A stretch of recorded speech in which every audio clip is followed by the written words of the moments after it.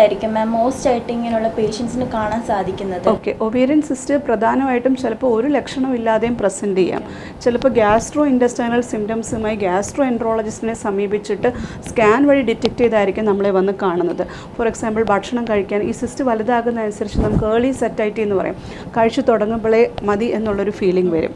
Loss of appetite, ആഹാരത്തിനോട് ചില രുചിക്കുറവ്, dyspepsia, ഡൈജഷനുള്ള ചെറിയ ബുദ്ധിമുട്ട്, അല്ലെങ്കിൽ മോഷൻ പോകാനുള്ള തടസ്സം. അപ്പോൾ ചിലപ്പോൾ GIT സിംറ്റംസുമായിട്ടായിരിക്കും പ്രസൻറ്റ് ചെയ്യുന്നത്. ചിലർ അബ്ഡോമിനൽ പെയിൻ, ഈ ചിലതരം സിസ്റ്റുകൾ ടോർഷൻ, അതായത് അതിൻ്റെ തന്നെ ആക്സസിൽ അത് തിരിഞ്ഞിട്ട് ഹെവി പെയിനുമായിട്ട് പ്രസൻറ്റ് ചെയ്യാറുണ്ട്. ഓവറിയിലൊക്കെ രക്തയോട്ടമൊക്കെ കുറഞ്ഞിട്ട് അതിന് ഒവേറിയൻ ടോർഷൻ എന്ന് പറയും.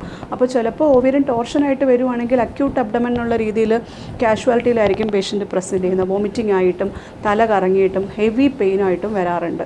അപ്പോൾ അത് ഒവേറിയൻ ടോർഷൻ്റെ ലക്ഷണമാകാം.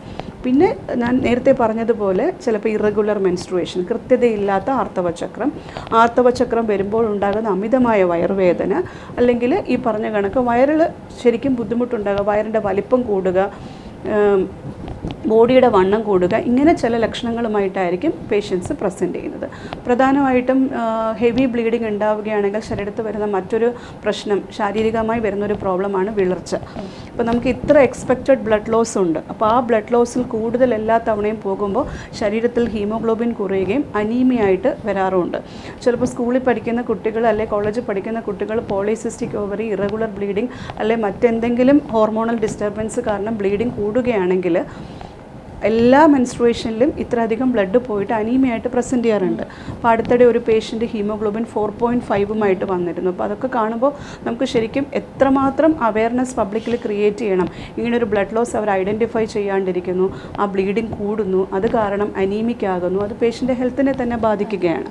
അപ്പം അനീമിയ ഒരു കോമൺ സിംറ്റമായിട്ട് ചിലപ്പോൾ വരാറുണ്ട്, പെയിൻ വരാറുണ്ട്, ബ്ലീഡിങ് വരാറുണ്ട്. അപ്പം നമ്മൾ മനസ്സിലാക്കേണ്ടത് ഈ ഒരു സിംറ്റം നോർമലി നിന്ന് വേറിട്ട് നമ്മുടെ ശരീരം എന്ത് തന്നെ കാണിച്ചാലും ഉടനെ തന്നെ ഡോക്ടറെ സമീപിച്ച് അതിന് അനിവാര്യമായ ചികിത്സ എടുക്കേണ്ടതാണ്.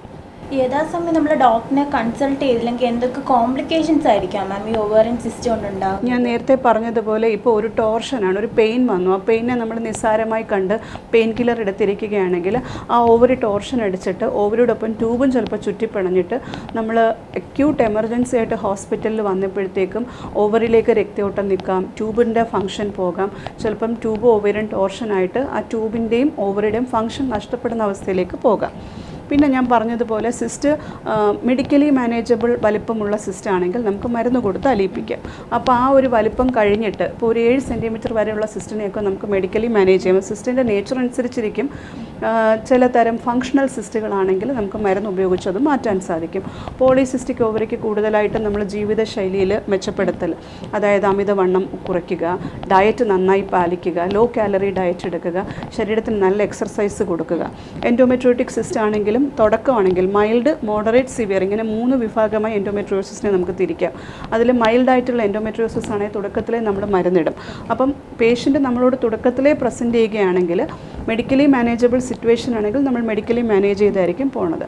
പക്ഷേ മെഡിക്കലി മാനേജബിൾ അല്ലാത്തൊരു സിറ്റുവേഷൻ എപ്പോഴൊക്കെയാണ് വരുന്നത്? ഇതുപോലെ ഹെവി പെയിനായിട്ട് വരുന്നു, വിളർച്ചയുമായിട്ട് വരുന്നു, അപ്പോൾ അനീമിയ കറക്റ്റ് ചെയ്തേ പറ്റൂ, അല്ലെങ്കിൽ ഹ്യൂജ് എൻഡോമെട്രിയോട്ടിക് സിസ്റ്റാണ്, അല്ലെങ്കിൽ ഞാൻ നേരത്തെ പറഞ്ഞ കണക്ക് dermoid cyst, serous cyst, mucinous cyst. അപ്പോൾ ഇതിനെയൊക്കെ നമുക്ക് മെഡിക്കലി മാനേജ് ചെയ്യാൻ ബുദ്ധിമുട്ടായിരിക്കും.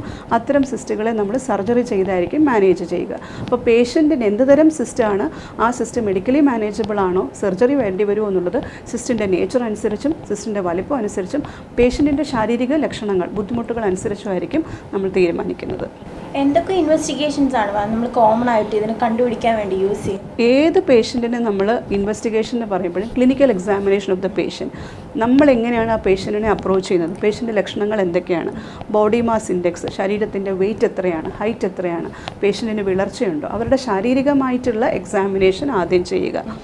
ക്ലിനിക്കൽ എക്സാമിനേഷന് എപ്പോഴും അതിൻ്റേതായ റോളുണ്ട്. ക്ലിനിക്കൽ എക്സാമിനേഷൻ കഴിഞ്ഞിട്ട് പിന്നെ ഫർദർ ഇൻവെസ്റ്റിഗേഷൻസ് എന്ന് പറയുമ്പം ഉറപ്പായിട്ടും ബ്ലഡ് ടെസ്റ്റുകൾ, നമ്മൾ ഹോർമോൺ ടെസ്റ്റുകൾ ചെയ്യേണ്ടി വരും.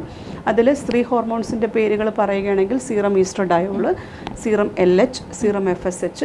അതിനോടൊപ്പം നമ്മൾ കോമൺ ആയിട്ട് കാണുന്ന കണ്ടീഷനാണ് ഒവേറിയൻ സിസ്റ്റമായിട്ട് ബന്ധപ്പെട്ട്, ഫോർ എക്സാമ്പിൾ പോളിസിസ്റ്റിക് ഓവറിയുമായിട്ടൊക്കെ ബന്ധപ്പെട്ട് തൈറോയ്ഡ് ഡിസോർഡേഴ്സ് ചിലപ്പോൾ വരാം. അപ്പോൾ TSH ലെവൽ നോക്കേണ്ടി വരും. പിന്നെ നമ്മുടെ മാസ്റ്റർ ഗ്ലാൻഡ്, ഞാൻ നേരത്തെ പറഞ്ഞ പിറ്റ്യൂട്ടറി ഗ്ലാൻഡിൽ നിന്ന് ഉൽപ്പാദിപ്പിക്കുന്ന സീറം പ്രൊലാക്റ്റിൻ. അപ്പം ഇത്തരം ബ്ലഡ് ടെസ്റ്റുകൾ പേഷ്യൻ്റ് ഏത് കണ്ടീഷനായിട്ടാണ് പ്രസൻറ്റ് ചെയ്യുന്നതെന്നനുസരിച്ച് നമ്മൾ ടെസ്റ്റ് ചെയ്യാറുണ്ട്. പിന്നെ പോളിസിസ്റ്റിക് ഓവറി ആണെങ്കിൽ മെറ്റബോളിക് സിൻഡ്രോമായിട്ട് വരികയാണെങ്കിൽ പുരുഷ ഹോർമോണുകൾ ചിലപ്പോൾ കൂടും. അപ്പം ഏതാണ് പേഷ്യൻറ്റിൻ്റെ സിസ്റ്റം അനുസരിച്ച് വേണം നമ്മൾ ബ്ലഡ് ടെസ്റ്റുകൾ നോക്കാൻ. അല്ല എല്ലാവർക്കും ഒരേ ടെസ്റ്റുകളല്ല, എന്ത് തരം സിസ്റ്റം ആണെന്ന് നോക്കിയിട്ടായിരിക്കും നമ്മൾ ബ്ലഡ് ടെസ്റ്റ് നോക്കുന്നത്. ഇപ്പോൾ എൻഡോമെട്രിയോട്ടിക് സിസ്റ്റം ആണെങ്കിൽ ഞാനിപ്പോൾ പറഞ്ഞ LH, FSH, ഈസ്ട്രോജൻ ഒന്നും നോക്കേണ്ട ആവശ്യമില്ല. പോളിസിസ്റ്റിക് ഓവറി ആണെങ്കിൽ അത് നോക്കേണ്ടി വരും. അപ്പം ഏത് തരം സിസ്റ്റമാണ് എന്ന് ഐഡൻറ്റിഫൈ ചെയ്യുന്ന പ്രധാനമായിട്ടും ഇമേജിങ്, അൾട്രാസൗണ്ട് വഴിയാണ്. അൾട്രാസൗണ്ടിൽ വ്യക്തത കിട്ടുന്ന സിസ്റ്റുകളാണെങ്കിൽ അൾട്രാസൗണ്ട് വെച്ച് നമുക്ക് ഇൻവെസ്റ്റിഗേഷൻ നടത്താം. ചിലതരം സിസ്റ്റുകൾക്ക് MRI, ഫർദർ ഇമേജിങ് CT ഒക്കെ വേണ്ടി വരും. അപ്പോൾ നമ്മൾ CT സ്കാനിങ്ങിന് ആവശ്യമുള്ള പേഷ്യൻ്റ് ആണെങ്കിൽ CT സ്കാൻ ചെയ്യേണ്ടി വരും. MRI ആണ് ആവശ്യമുള്ള പേഷ്യൻ്റെങ്കിൽ MRI. നമ്മൾ അൾട്രാസൗണ്ടിൽ കൂടെ ക്ലിയർ ആയിട്ട് കിട്ടുന്ന സിസ്റ്റം ആണെങ്കിൽ അൾട്രാസൗണ്ട് മാത്രം മതി, CT MRI ഒന്നും വേണ്ടി വരില്ല. അപ്പം സിസ്റ്റിൻ്റെ നേച്ചർ അനുസരിച്ചായിരിക്കും നമ്മൾ ഏത് ഇൻവെസ്റ്റിഗേഷനാണ് എന്ന് തീരുമാനിക്കുന്നത്. മെജോറിറ്റി ഓഫ് സിസ്റ്റുകളും അൾട്രാസൗണ്ടിൽ നമുക്കൊരു ക്ലിയർ കട്ട് ഐഡിയ എന്ത് തരം സിസ്റ്റം ആണെന്നുള്ളത് ഐഡൻറ്റിഫൈ ചെയ്യാൻ സാധിക്കണം. അപ്പം ക്ലിയർ സിസ്റ്റം ആണോ, എൻഡോമെട്രിയോട്ടിക് സിസ്റ്റം ആണോ, പോളിസിസ്റ്റിക് ഓവറി ആണോ, ഡെർമോയിഡ് സിസ്റ്റം ആണോ എന്നൊക്കെ നമുക്ക് മെജോറിറ്റി ഓഫ് കേസസിലും 99% കേസസിലും അൾട്രാസൗണ്ടിൽ നിന്ന് ഒരു ക്ലിയർ കട്ട് പിക്ചർ കിട്ടും. പിന്നെ ഫർദർ ഫൈനർ ഡീറ്റെയിൽസ് ഐഡൻറ്റിഫൈ ചെയ്യാനായിട്ടാണ് ഹയർ ഇമേജിംഗ് ആയ CT, MRI ഒക്കെ നമ്മൾ ചെയ്യുന്നത്.